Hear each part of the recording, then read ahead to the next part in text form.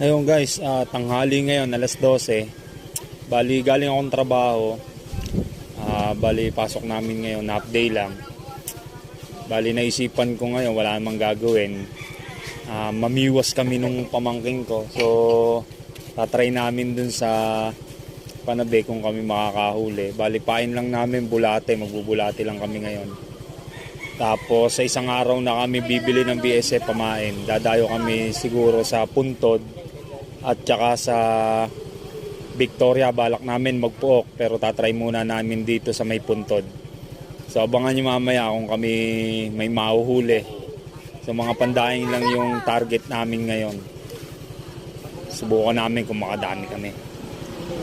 Dito na kami sa may spot namin, nakalawit na kami. Ayan yung biwas namin. Ito yung pamangking ko. Siyempre gusto mag-fishing, tapos konti ang pain. Bulati lang pain namin ngayon.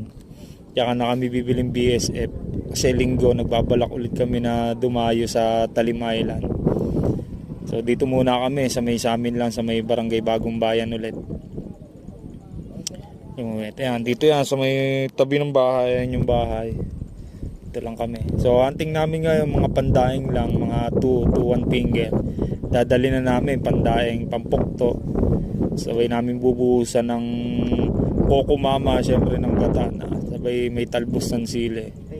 Nakakamiss kasi kumain ng mga ganung isda pagka papukto lang, sabay bubuhusan mo ng gata. Mas medyo maanghang. Talagang sampal ang kapitbahay pagka ganon. So abang-abang lang ngayon kung kami makakadami ng huli, no? Ngayon guys, lapitan natin yung mga fish. Tingnan natin kung anong ginagawa. Tingnan natin kung anong huli nila. Saan may huli kayo? Diyan?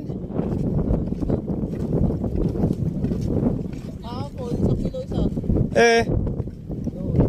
Anong yan? Anong tawag dyan? Paipet, ano? Dito?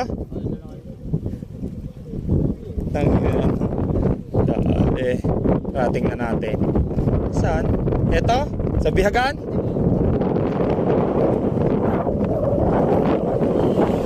Paipit daw yung tawag guys. Bali yung setup, kukulungin ata nila yung yung isda. Wow, ang dami oh.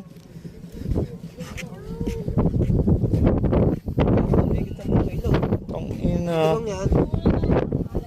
Saan? Isang kilo isa. Diyan lang yan? Malalapad?